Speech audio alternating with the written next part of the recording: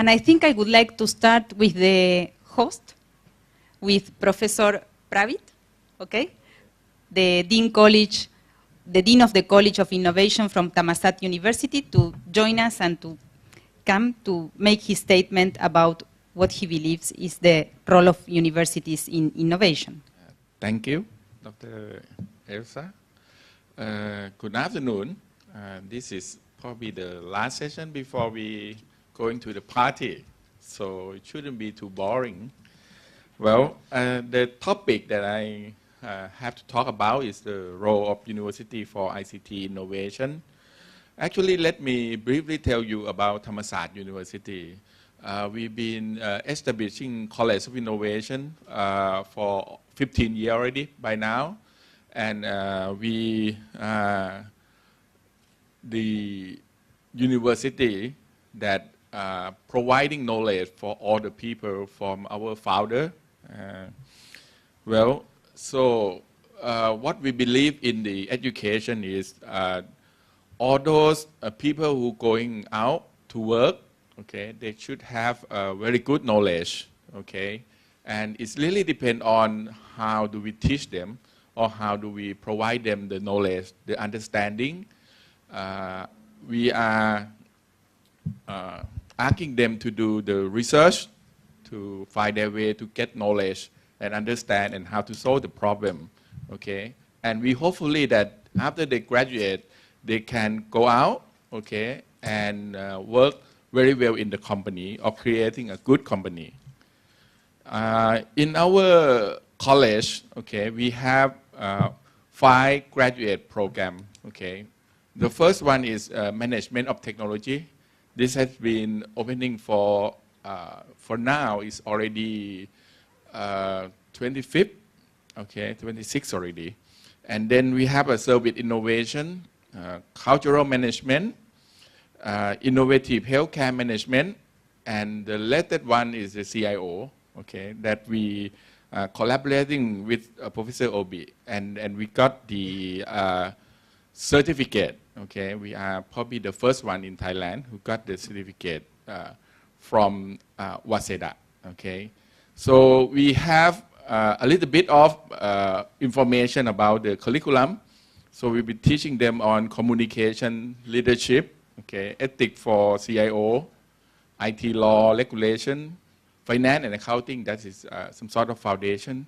We also teach them the strategic planning, okay, research methodology, as I mentioned before, and IT governance, innovation and change management, risk management, and seminar in IT policy management. Okay, so that is sort of our brief curriculum.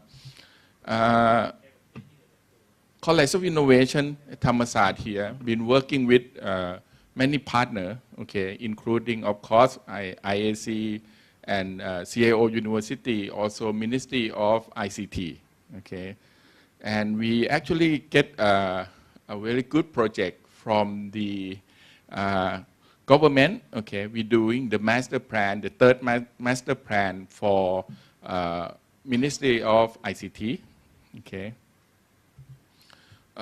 In the industry, okay, we also accepting training program. We're doing the training program for Siam Commercial Bank, okay. They call it the program of SCB YEP, the Young Entrepreneur Program.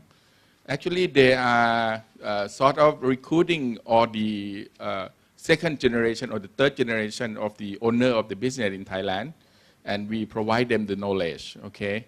So that is also our activity, okay. We also collaborate very closely with the Thai Management Association, okay, on the ICT Excellence Award, okay.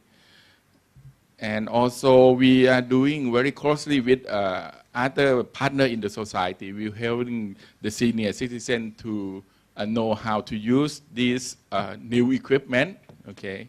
Because it seems to me that nowadays, even in Thailand, the people who already retired, you know what? They start to use the iPad, they start to use the Line to chat with other people.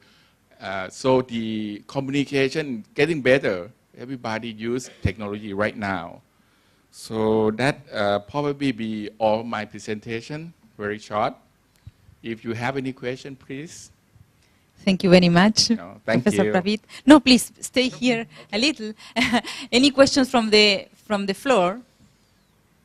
So I would like to give the microphone to Jean-Pierre for him to provide us comments. Thank you. I just had a question in regard to Thailand and Thammasat. Thailand is developing the next generation of national ICT plan and national approaches to e-government, and to what extent do those national plans flow down to the university and to your approach to ICT innovation and to the things you focus on? Oh, you asking about that project, right? The project that we're doing, the master plan, right? Well, normally in the government, they will try to find a consultant to sort of drafting all the master plan for them. And the academic is normally have a lot of information. So that is the project that we accept and we're doing. Actually, the leader of the program is Ajahn Jirapon. He been work very closely. I think the project is almost done. So what are the going on in there according to academic, okay?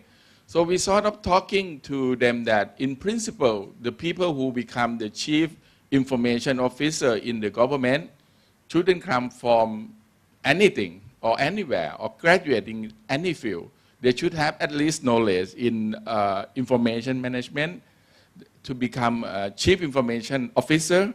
So probably in the near future, okay, it seems that the Ministry of ICT will agree that people who are going to become the CIO have to graduate in this field or get the degree or get the training in the field so they be capable of doing that job.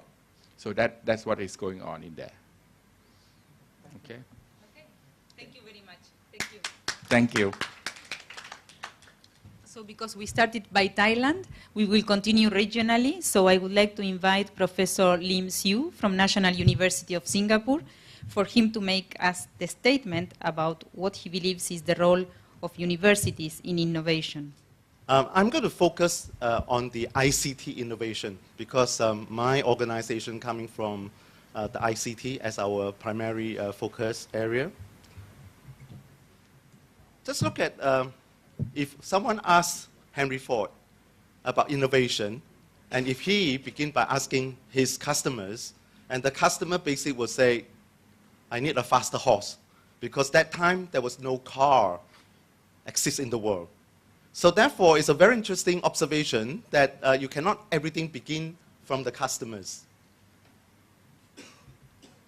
Steve Jobs. Earlier, I think one of the speakers in the other session actually have a similar quotation saying that, you really need to believe in listening to customers, but often customers may not know what are the things coming. So therefore, when you getting the customer feedback, you really need to add your own wisdom and so on. So that's the Steve Jobs way of looking into innovation. And why innovation is so important? Because those who innovate will be the leaders, and those who are not will be the followers. That's the Steve Jobs way of looking at things. And let me further quote him about his life philosophy is to think differently. That may give us a little bit of insight into how to innovate. And basically, if you derive Steve Jobs' way of doing things, it's think differently with a fresh thinking that creates value. It's very important that you don't just innovate and without value. So this is a good example. Highly innovative. You have never seen this in your life, but has it created any value? Nobody will use it. Foolish to use it. So by definition, an innovator should deal with things that are new. And in the case of Steve Jobs, it's more than new. It is about people falling in love with what he has created. It is about getting the heart, not just getting to use it. Now that is a more advanced way of doing innovation. Here's a potential example. Not so sure whether you like to be travel on this particular traveler. But obviously those who are on it love it. So what is innovation? Let us now lastly look at Peter Drucker, who also make a definition of innovation that says, if you apply knowledge to things that you already know and apply it very good, you create productivity. And if you apply the knowledge to something new and different, and that he calls innovation. So in short, knowledge is a very key thing to be innovative and to be productive. So now, from the university perspective, and we all know that university has been teaching us, the students, knowledge and thinking skills. So by definition, universities are all producing students who are innovative, by definition. But is it really? So, as we all know, you need to be able to apply successfully and differently, then you can be considered innovative. So, in short, I think it's given that university is a cradle for innovation. Obvious. So, this is what university meant to be, hopefully like IKEA, you know, learn how to build a new Volvo. Just using the tool, you know. So, in ICT, where are the scope for us to produce innovation? In our opinion, that you really have to work beyond ICT. In other words, you have to get out from information technology. You have to go further and further into the industry, into organization, and into IT leadership, and into the national level, in order to have a chance to create innovation. So I just want to walk through with you the way we look at what are the opportunities for innovation in the ICT world.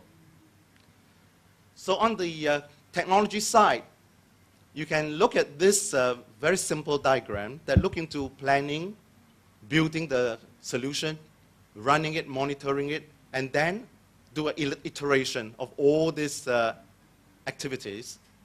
And this constitute IT side of the innovation. But to stay within IT, you will be very difficult to have an impact to the user who will really love it. So therefore, the IT people should really move out from IT enterprise and move into the space closer to the user. So in this case, it's about service innovation. It's about how to use social business to improve your productivity and your innovation solution. And finally, how are you going to use business analytics to help you to make decisions, to make a better way of impacting your users? So we are now moving into IT-enabled innovation and productivity. And if you push it further, you realize that, you know, it's no good just help your student to be innovative. You really need to help the student to make a difference when they go back to the their own organizations. So therefore, as a university, you need to work beyond just the student. You need to think about whether when they get out from the university, they are really impactful when they're in the field. And finally, whether they actually help the nation. Now, the reason I mention this is because many of us are talking about e-government ranking, e-government, and therefore, in the case of e-government, a lot of time it's all about applying new things, new knowledge, and make it very successful to be innovative in your e-government applications. So I think in Singapore, there's always this belief, and James Kang is here, our group's CIO, that everything that he does must be better, faster, and cheaper. And I think from many case studies that we did in the Singapore context, very much achieved that. Earlier, for those who actually attended the previous session, we realized that in the past, you may spend thousands of dollars to register business. Now you could actually spend less than $300 to register a business in Singapore. So we actually achieve it to be better, faster, and cheaper. So in short, whatever I just gave you is actually the ISS, the organization I come from, and this is how we focus ourselves in these few layers of focus. So we are no more an IT shop. 30 years ago, when the government set up Institute of System Science, we were very much IT focused. We are now moved into national focus, innovation focus, organizational focus. And if time permits, we will share a little bit more on that. So the mission of ISS is to share with you about our so-called relationship with innovation. We define our mission as developing Infocom leaders, and they drive innovation. That basically, it was done about 5 years ago when we had this mission statement before we come into this particular session. So to me, it's very natural. I just give you this example as what we do. So now I'm going to tell you a little story. About 30 years ago, I was invited by IBM to visit the IBM Silicon Valley laboratory called the IBM Santa Teresa Laboratory. So when I was there, the first thing that got a shock in my life was I was staying at the Disneyland Hotel. And IBM, being the guest of IBM, there was a big limousine. Never ever in my life I sat into a limousine because it was my first visit to US. So when I was sitting in the limousine from San Francisco to San Jose, I think it was about 1.5 to 2 hours journey. The only thing that worried me was not innovation, was about how much tips I should give to the driver. Because I really don't know what to do, you know. Should I give him $5, $10, $30? I had not a single clue. And I was so bothered by that. So if you were me, what would you do? First time to US, and then you know that the US has a culture of giving tips, and you really lost, don't know how much to give. Anyone want to give me advice? What would you do? For those who say, give more than $30, raise your hand. $20? $10? I have to respect our friend from UK, $10. So guess what I did? I decided not to give. Because I told myself, if I give too much, I'm stupid. If I give too little, I'm also stupid. So the best thing is don't give. So I actually didn't give. But the main story I want to tell about this was when I talked to the director of the Santa Teresa lab, I asked a very simple question. For all the things that you folks did, the research lab did, how many % of your innovative prototype actually went into the market? Guess what was the answer? For those who say more than 50%, raise your hands. For those who say 40%, more than 40%. Okay, then less than 40%, obviously yes, okay, hold on. Less than 30%? Less than 20%? Less than 10%? Less than 10%. That was the answer. IBM lab, less than 10% that got into the market. So we all know that research is an expensive thing. Okay, so innovation. Wait, there's something shocking happened here. This gentleman called Stanford Robert Ovchinsky.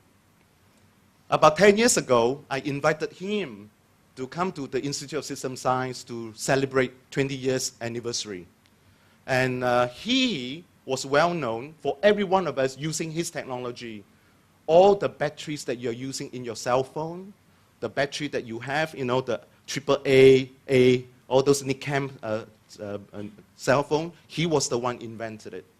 And on top of that, he actually had 500 PhD working for him. So it's no different from IBM Santa Teresa lab.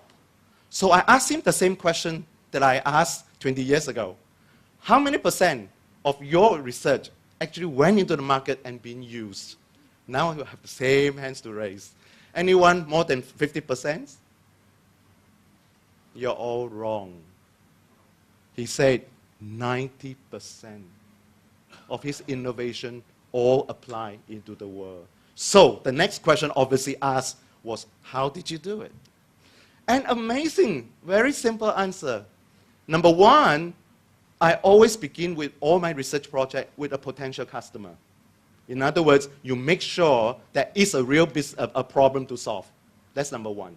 Number two, for all of those in university would know, that is not research. That's called development, right? You're solving an immediate problem. So then I asked him, you are not doing research, you know, you're just beginning with a problem, solving a problem. And the answer was no, we don't do that. What I did was, I project the problem and say solve it in the next 20 years, next 10 years and 20 years. So I'll give you an example. He gave me an example that during the time when I spoke to him, it's all about car using petrol oil. And he was showing me by putting out a little thin film. He said, this is hydrogen cell. Hydrogen, you know, is a gas. Hydrogen cell. So he was actually solving problem. For example, the liquid, the LCD invented by him. You know, the one that we are now using on the laptop and so on. So this is the man that have a different model of innovation. So the innovation was outside in. So my closure of this is, who am I here to talk about? Are we here to talk about how to do innovation? Because there are many ways to do innovation. That will be my closure. Thanks.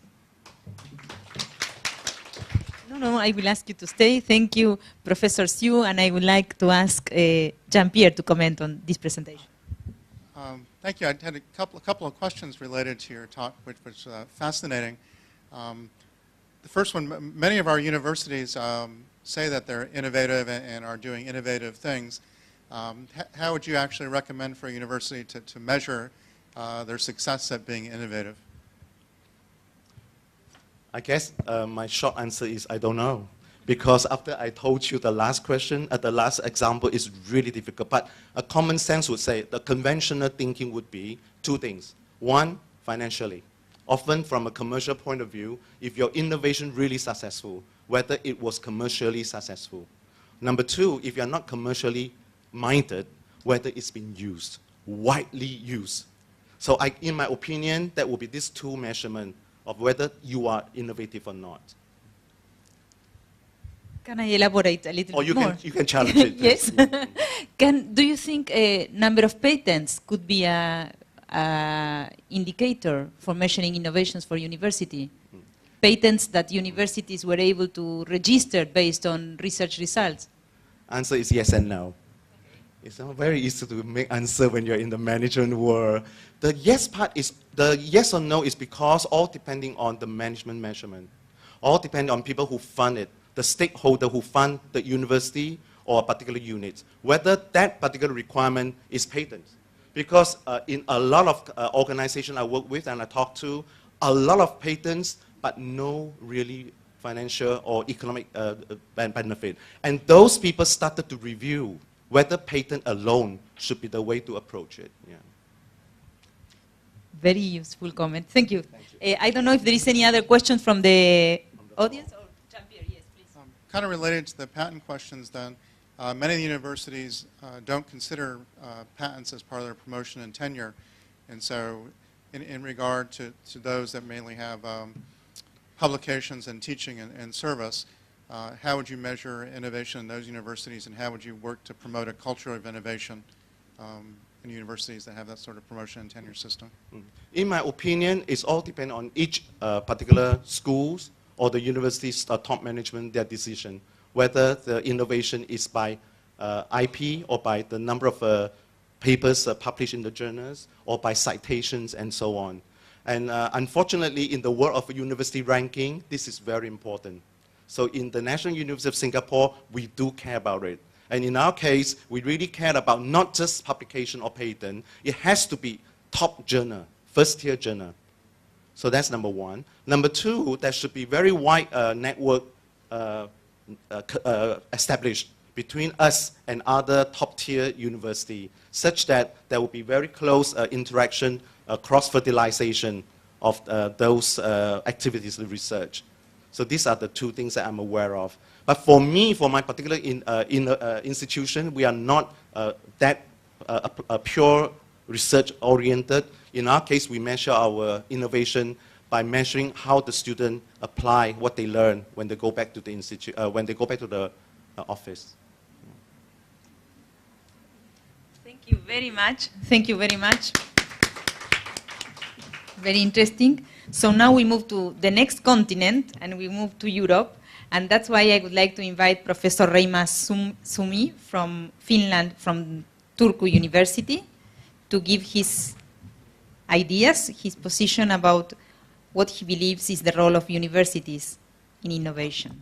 I guess the first question we have to make, what is innovation? What do we mean by innovation? And My opinion, and I guess increasingly so in Europe, we accept that innovation is something that is changing something in a new way, and that is widely accepted.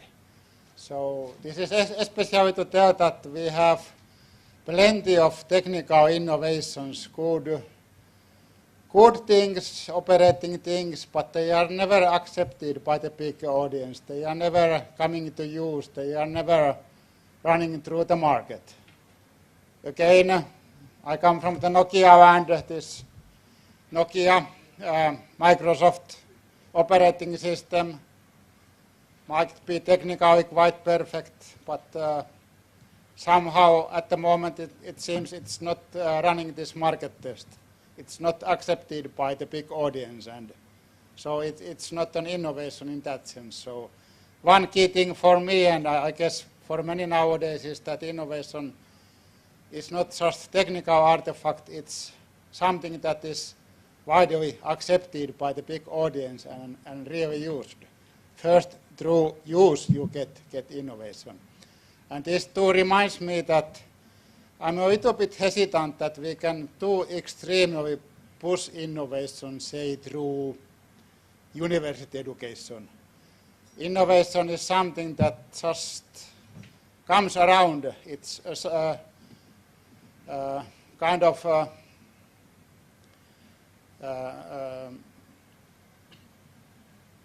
what's the word? It's a kind of surprise that we get innovation. We very seldom sit down and decide that let's now sit down and start innovating.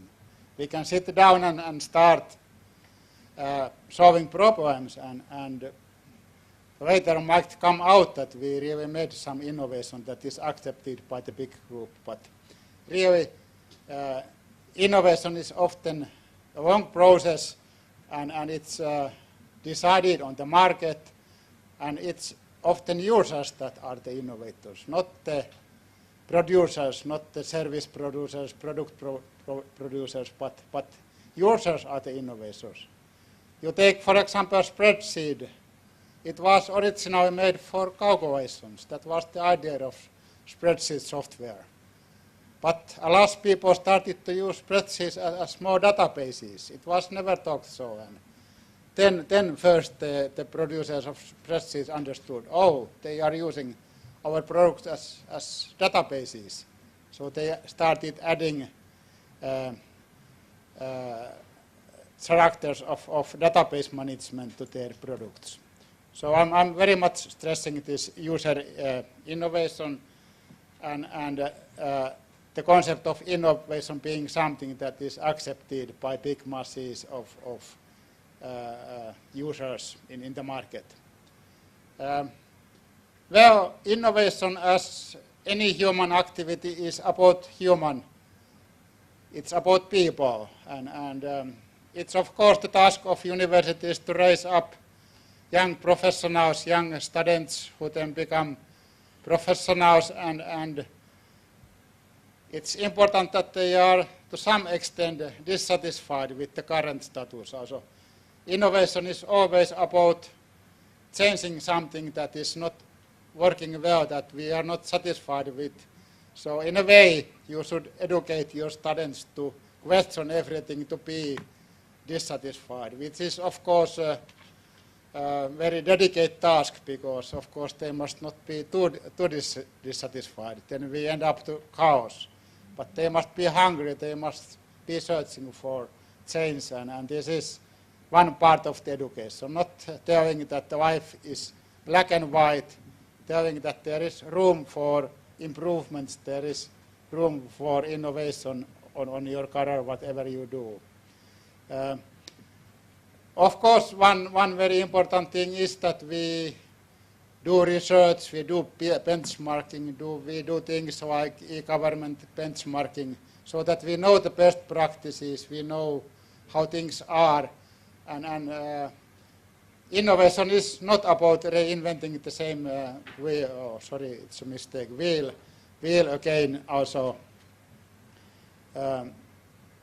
telling what is already on the market, what is there, and focusing innovative activity to something that is really new. As I already said, innovation is not something just by producers or vendors. Main innovations usually come by the users, and in addition to technological innovation, we need social innovation, also the acceptance of something to the market. You know, again, a good Nokia example is that they were wondering how are we not selling our camera phones to the Muslim market, Arabic countries. And first, after a long time, they understood that Muslim religion is a little bit hostile towards imaging and taking pictures. And it took a long time for them to understand that this social innovation needed was not present in the Arabic countries as it comes to camera phones. So really understanding the mechanism of social innovation and supporting that is a key task that we can do foster in universities. I have personally been working a lot with healthcare information systems. So we tried to introduce electronic prescription into Finland, and during that process we understood that just making a computer program to work on prescriptions is not enough. We have to change the whole way of delivering medicines and defining how people use medicines. This is what we call systemic innovation, and very few innovations can live without this systemic innovation. Take this example of Henry Ford. Of course, the technical innovation, the car, motor, wheels, it was important, but actually traffic handled by cars is a social innovation, and most of all it's a systemic innovation. We have a whole system now supporting movement by cars, and this systemic innovation point of view is very important. And again, we have to educate that in our universities. Of course, universities are places where we should carry risk. Also, we have public finance, we have the possibility to carry risk, and risk is always a part of innovation.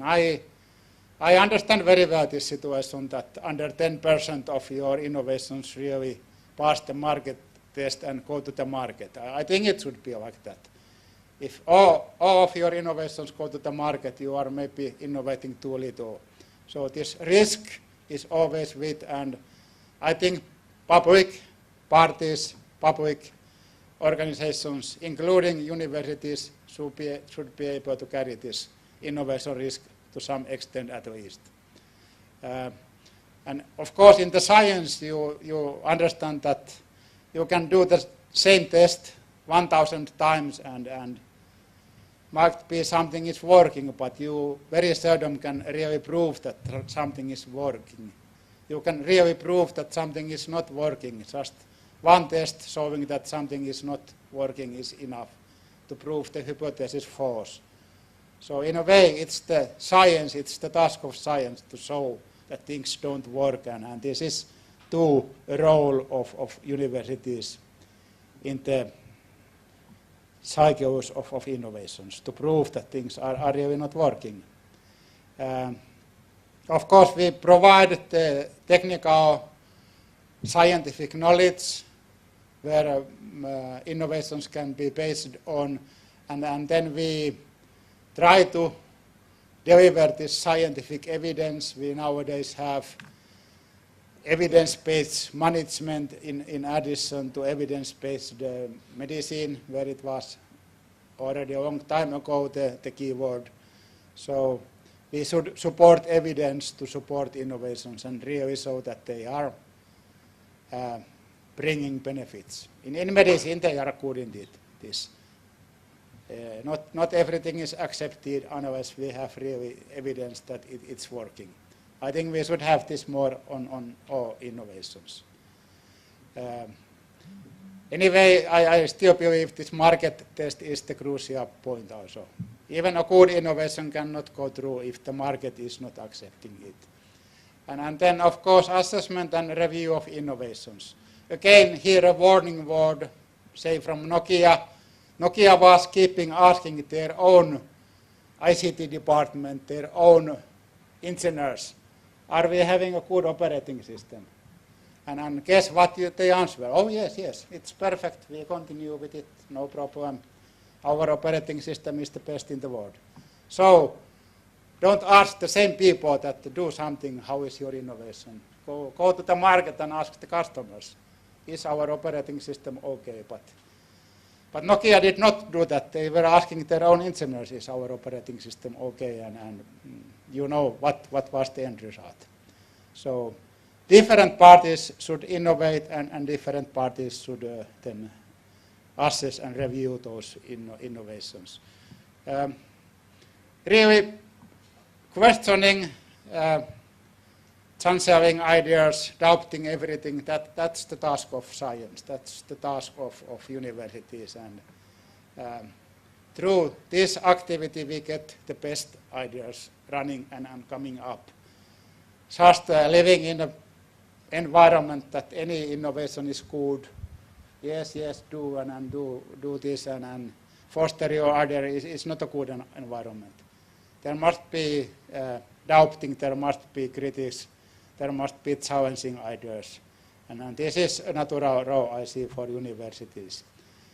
And in addition to technical feasibility, innovations must be socially feasible, sustainable, financially sustainable, and environmentally sustainable. Maybe some other dimensions too, but those at least are three important dimensions. We must be able to sustain the innovations on these dimensions. First, then they become real innovations.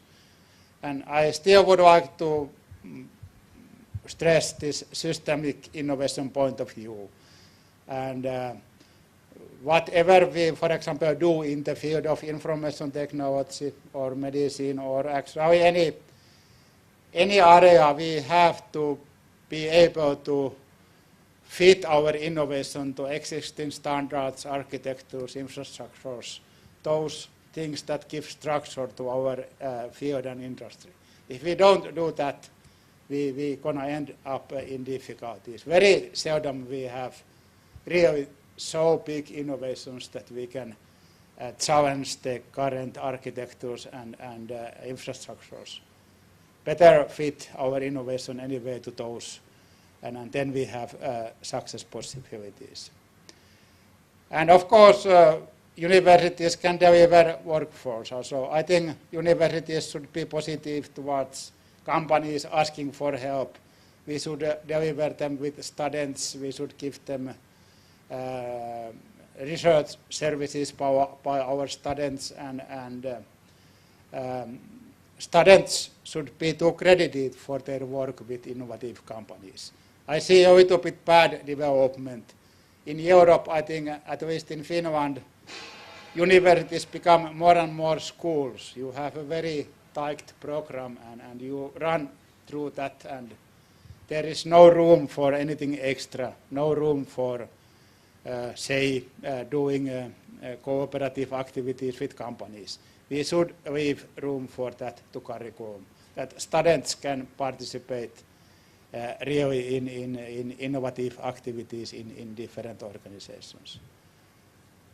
I would like to remind that innovation is by no means any privilege of commercial organizations. We need innovation all the time in public organizations, even in universities, in e-government, in government public activities. Those places are as well good for innovations as commercial organizations looking for financial benefit out of their innovations. I guess that was my part. Thank you. Thank you very much, Professor Reima. Very interesting position about what we believe is innovations. Yes, please. So any question from the floor to Professor Reima? So I would like to ask Jean-Pierre. Thank you. I just had a couple of questions based upon the points you've raised in this session and previous ones. To what extent do you think innovation and the role of innovation depends upon the home market size and also the national culture? I think the national culture is very decisive on the point whether it's supporting innovation or whether it's in a kind inhibiting innovation. And this is the big work, for example, European governments are trying to do all the time. Also, be supportive to innovation, work for alternatives. So innovation is something that is marketed all the time and asked for. But as said,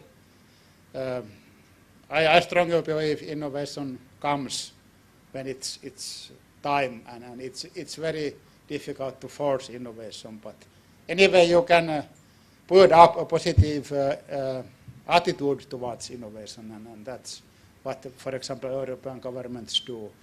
This size of the market is of course very decisive, because in a big market, even if you get a small market share, it might mean massive use, a lot of users. In a small market, if you really want to make a breakthrough, you have to take a very big part of the market into your innovation. And so it's a kind of challenging doing big innovations in small markets. On the other hand, we small countries like Finland tend to live on the idea that we are safe, small laboratories. Come here and try your innovations in this small market, and if you make a failure, it's not a big catastrophe. No one is gonna hear about your failure in Finland. So you can work on your innovation and introduce it after 2 years ago in, say, US. So try out in small markets. That's what we say, but I don't know whether it's going to work. I had a second Europe-related question on innovation and the role of universities and innovation during times of physical austerity or very large economic challenges. Yes, Europe is the declining continent as compared to Asia, where the growth seems to be. I think innovation is always about bringing different parties together. So in university, if we do innovations in e-health or healthcare information systems, we better see that business people, technical people, and medicine people come together. European Union, for example, when they finance research, they expect that different countries from Europe work together in the project. Many financing bodies expect that if you get finance for your innovation development, you must have a consortia including universities and companies. So I would say innovation is always taking part at the interface between two different entities, and this is something that can always be done. And in a way, one source of difference is that we have very different countries in Europe. Some do economically quite nicely anyway, some are in big trouble, and if we really can make an innovation that is happening on the interface of those different countries, we might end up to good results. So fragmentation and different possibilities to do innovation are in a way good thing. That brings different things together, and then innovation can come out. Thank you. I think I'll ask one more question, more for the general audience or for everyone. Several years ago, I attended a conference in Tokyo, and 3 or 4 of the speakers had talks on whether or not Japan was a technological Galapagos island. And the idea was that Japan was very, very successful in developing mobile phone systems and GPS, that thrived and were very advanced and succeeded in the Japanese market, but weren't translatable to other countries around the world. And so I was wondering if anyone had any thoughts on universities and ICT and innovation, and the degree that might have been a reasonable observation for Japan at the time.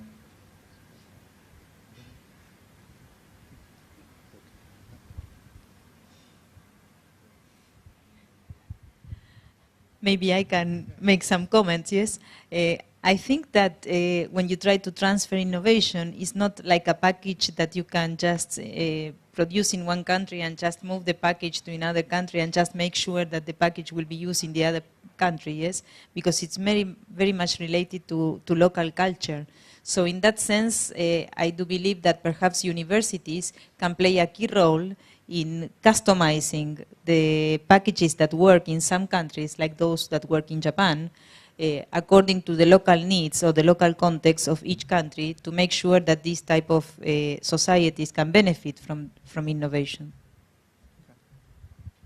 Thank you. If I may comment, my interpretation was that they did not take this system view. So somehow this European Nordic countries-based KSM system was very successful, and it had already become a market standard for mobile phones, and Japanese tried to stick to their own technical standard for mobile phones, and I think it was a key for failure. They did not bind their innovations to the existing standards that had already been established elsewhere in the world. Country spent some $1 billion and no innovation. And our president asked, you are talking about innovation, you are not innovators, you are imitators of innovation. Because all university report huge number of patents, huge number of articles, blah, blah, blah, blah, blah. But where it is? So do we have criteria for understanding it is innovation or imitation of innovation? How we can evaluate? I heard that maybe market. But what market? It depends on the market. Some very, very small improvement on huge market means a lot of money. And good innovation in a small market, in comparison things. So, and the question is how we can understand, especially in early stage, it is a real innovation or it is imitation of innovation. Thank you for your question. Yes, please. Yeah, okay. I'm not an expert in this, but I can share a little bit of opinion on this. Actually, in the courses that we're going to be teaching our students, that the imitation is part of the process of learning to be innovative. So it's nothing wrong, in my opinion. And it's already happened in China. You know, there's a very famous Chinese particular city whereby all the innovative products were actually derived from others' innovation. So Sanjai story, I think Professor Young would know. You know, imagine they actually work beyond all the cell phone.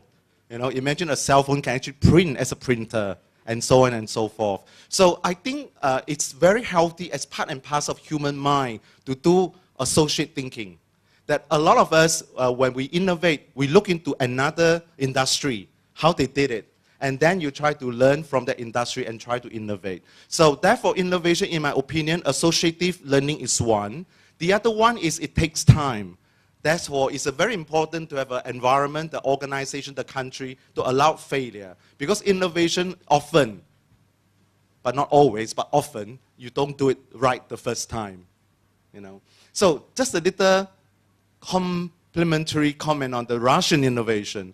I think you guys absolutely fantastic on your military equipments. You know, those are innovation. You know, one of the top, you know, competition against the superpower US, you know. So who said the Russians are not innovative? They are. Yeah. But I understand what you mean. In some cases, yes, Russia very innovative and very technological country. Of course, energy, especially nuclear energy,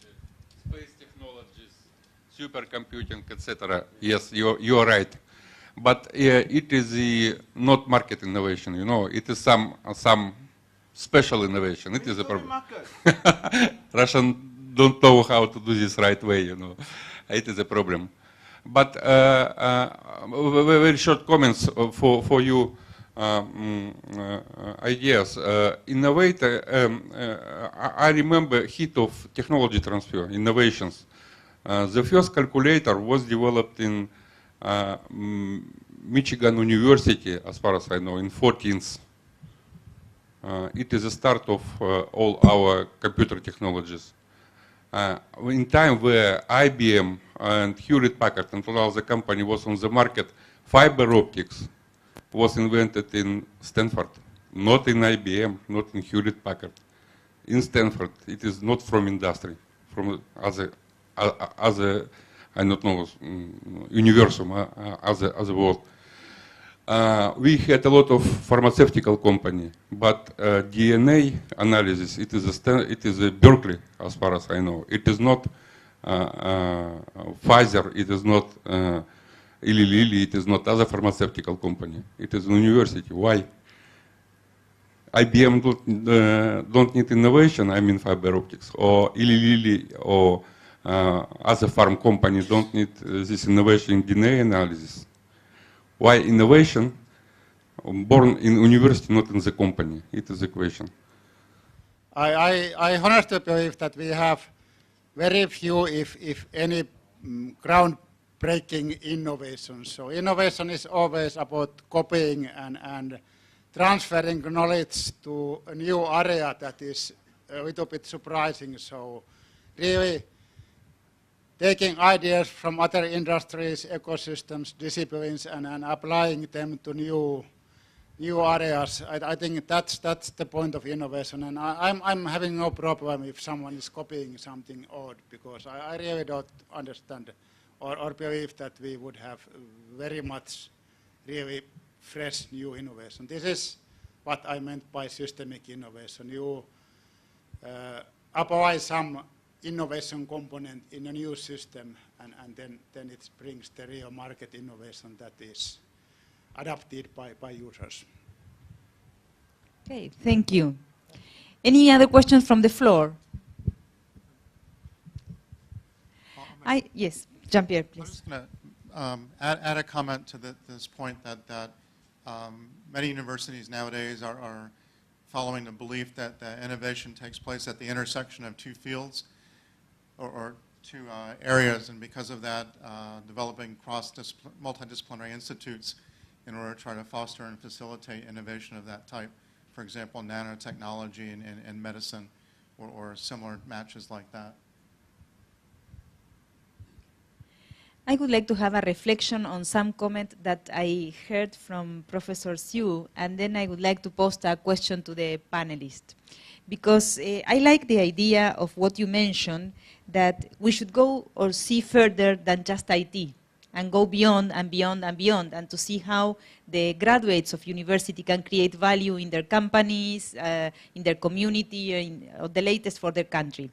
And what we see is that in many developing countries, we do have curricula that we can create very good professionals on IT or in computer science, which is my area, and they know very good, they have very good knowledge about the topics that we teach in our courses, and when they go to our industry in developing countries, they do not produce any successful story. However, is this the same person goes abroad, goes to another country where there is an ecosystem which promotes innovation, then they become very successful.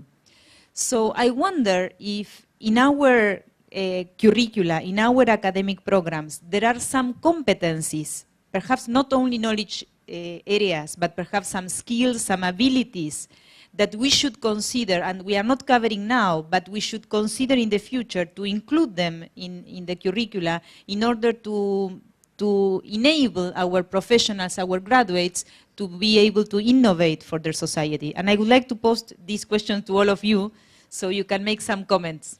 Okay? Please.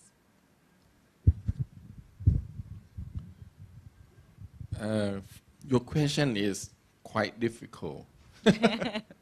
Actually, in our system, let me put it this way, in our system we have a kind of evaluation from the employer. Okay, after student graduate and go into the market for a couple years, so we contact the firm that they're working with, and then we sort of building up a questionnaire and ask them to fill up how do they feel about our student, what is the quality, and how do they help the company, and so on. So that's what we do. So, and also for the firm can make some suggestion or recommendation in the last part. So some of them give us very good advice in certain place that maybe we should include certain skill or certain knowledge that they can use, and hopefully they can help the firm better than what they do before. So that's what we got from the outsider. Okay, probably that's my input. Thank you. Yes, please. I think to be an innovator, you must have passion in what you do. I think that's a starting point. So whatever skill we train in the university, you can see that some are very innovative, some are not. Because some are just simply want to apply what they learn and do not have the passion to go beyond. And we in Singapore has a very good polytechnics, although we call it polytechnics because of the British system. They're actually as good as many universities, and this polytechnic is called Nanyang Polytechnics. Huh? So bear in mind the term called NYP, Nanyang Polytechnics. I happen to know them very well, and they are highly innovative, the students. Why? And I observe two things. One is that the IT school encouraged the student to go for every competition in the world. Microsoft competition, Google competition, and they bag first, second, third awards when they gotten there. So that's number one. Number two is that the lecturers were very committed to train the students and to prepare them and to actually work with them. So just as a little sidetrack, one of our very famous authority called the Land Transport Authority, I happen to know them quite well, and the CIO herself bagged, I know James Kam is listening, but he deserves it as well, bagged a lot of international awards, year by year. So this year, she gotten one of the magazine raised her as the best innovative IT leaders in Asia. So I happen to know her. So I asked her, Rosina, what was your secret to be, being awarded very innovative and so on? And the answer was very simple. You prepare for it. Why and how? In her case, you just need to have the passion to raise the profile of Singapore, and in her case, it's her organization called the Land Transport Authority. So she actually looked for projects that really is innovative, but nobody knows, because you cannot be too humble when you want to be innovative. So she actually have a team of people trained by her how to write the proposal, to submit. Obviously, you must have the quality first, the product and the services, and really good. But how do you then polish that skill to submit to the bodies of competition? So recently, she gotten a very big award competing with big players, IBM, Google, and won the award in Australia. Been the top, Right. So therefore, you can actually put your mind and prepare for it. So I'm now using these two examples interchange now by looking at the fundamentals. So in the Nanyang Poly, the lecturer committed, has the passion and help the student, and the student committed, and they actually learn beyond the school, whatever they taught, really work long hours and get ready to compete. So innovative. So this lady make an effort, work with all the engineering department, work with the user department, write up a proposal, and then showing it to the world and gotten it. So passion is number one. Number two is what we call the innovation management system. You must have a system in place, and I think some of the speakers already mentioned it. One of them is to encourage failure, and do not stop failure. The other one is about the skill of how to do thinking. So in innovation training, one of the important things is called design thinking. The design thinking looks like not quite innovative thinking, innovation, but it's actually related, because it's all about facilitating of thinking. So in one of the very famous theory invented by the Stanford University, it's very widely used now. They actually patent that. It's very well used in one of the Swedish IHP, the institute. And what they did was they make sure in every innovation session, they have about 50 participants. And the 50 participants, they are not from the same discipline, engineers. They purposely make sure there are lawyers, doctors, you know, the people using the left brain and the people using the right brain. And they go through one whole week of solving an industrial problem, break into groups. Amazing ideas came out. So therefore, the system must be there. So these are just some peep into how to prepare our students to be more innovative. So in short, you may want to have a pre-selective process that student may want to go through. One day we should do some research on what are the characteristics of someone who will be highly innovative, and then understand the characteristic, and then train the people with that characteristics. Yeah.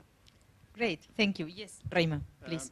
I still stick to my idea that innovation takes place at the interface of different systems, including conceptual systems. Just to take maybe a little bit surprising example, in Finland we have found out that our Swedish-speaking minority, that is 4% of the population, is more innovative than the others. They make more patents, they make more innovations.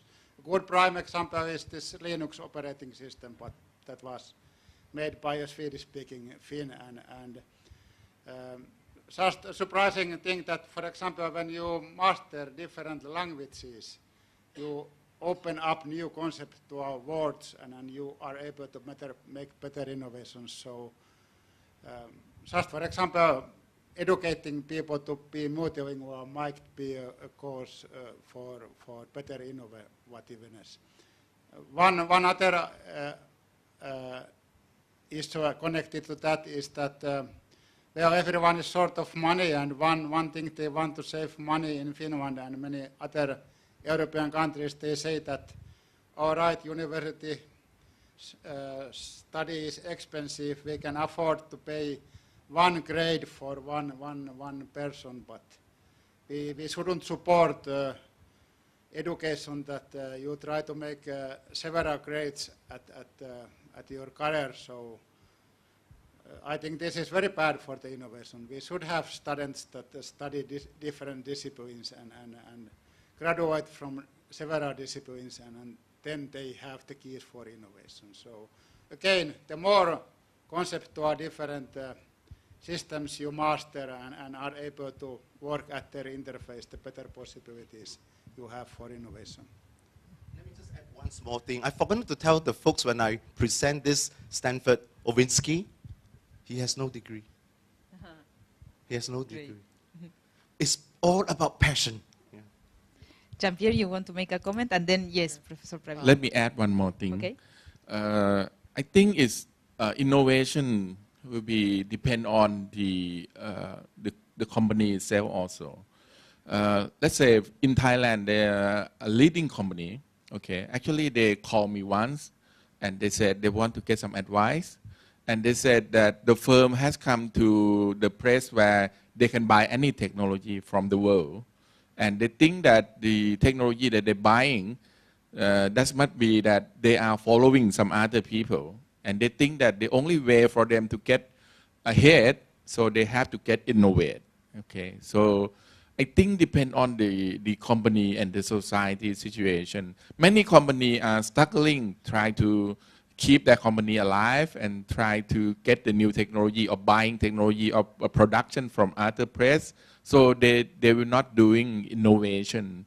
But I think for the student who graduate have to be in the right environment to be able to innovate. If the firm really encourage and they know that they are willingly to either fail or success, actually the time that I was there, I give them advice that, okay, since you've been buying many technology from many countries around the world already, so I think the first thing to do is you have to looking for some area that the easiest way to improve your, let's say, productivity or improve your quality of the product.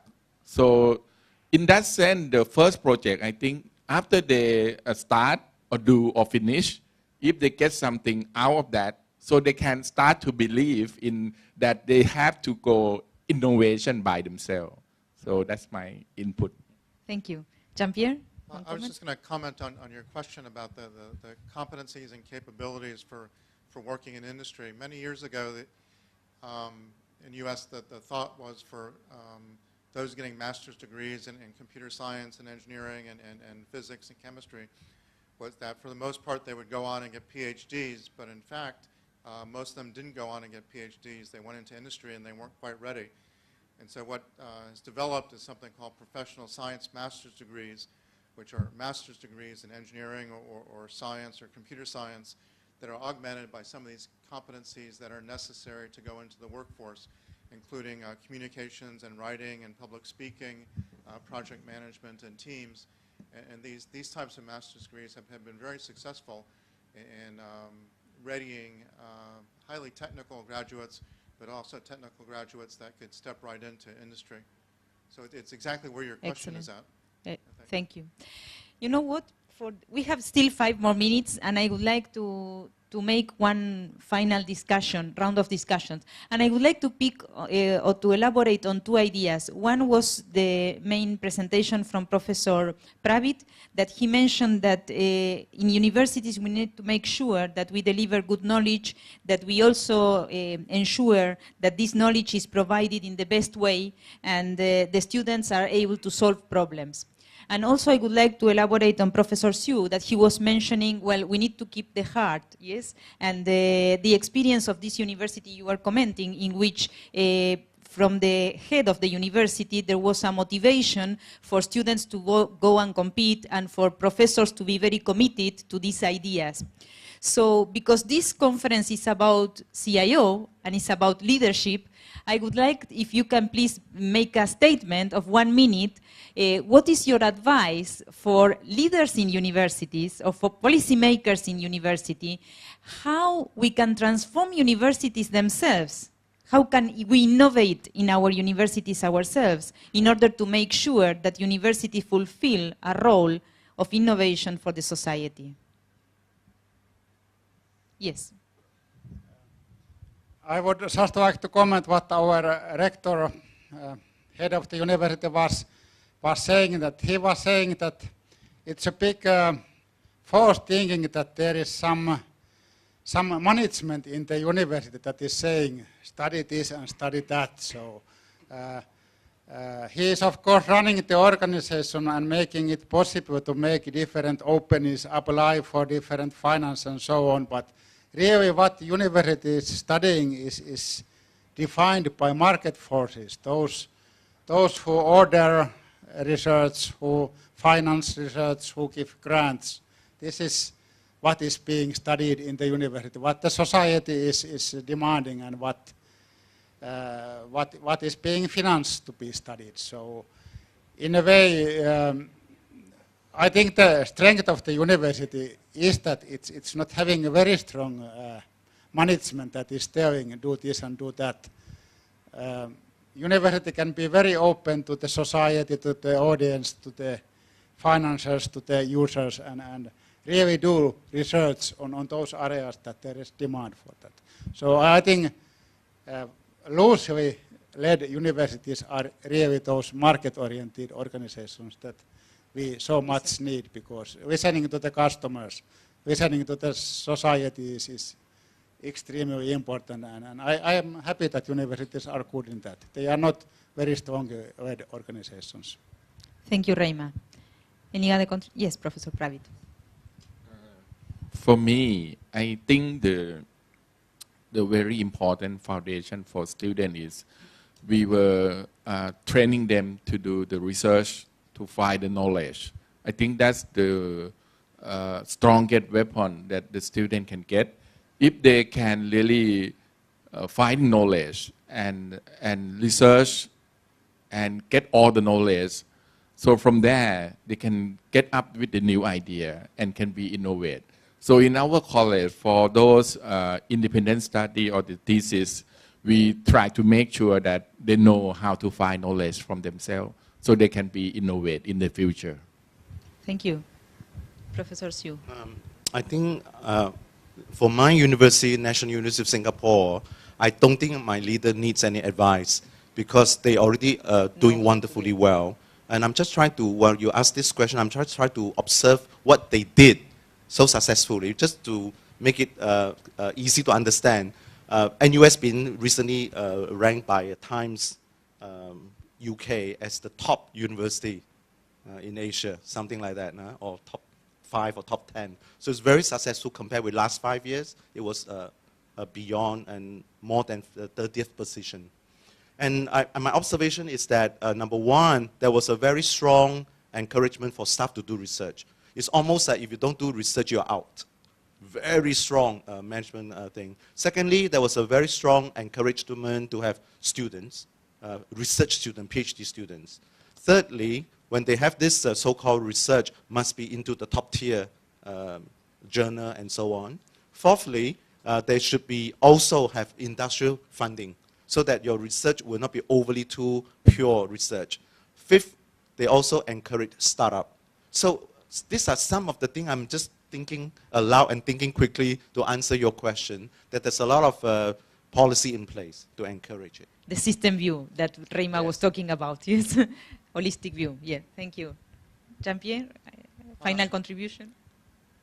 Just a couple, I think a culture of that there's opportunity and also informed risk-taking, and also a culture that promotes partnerships within the university and also with industry outside the university.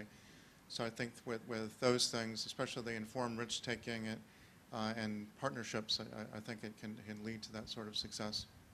Thank you very much. I would like to add my personal contribution, and I think that from what I heard today, I would like to also emphasize the role of university for communicating or for putting in the students' value for them to contribute to the society, to contribute to the country in order for them to be able to innovate.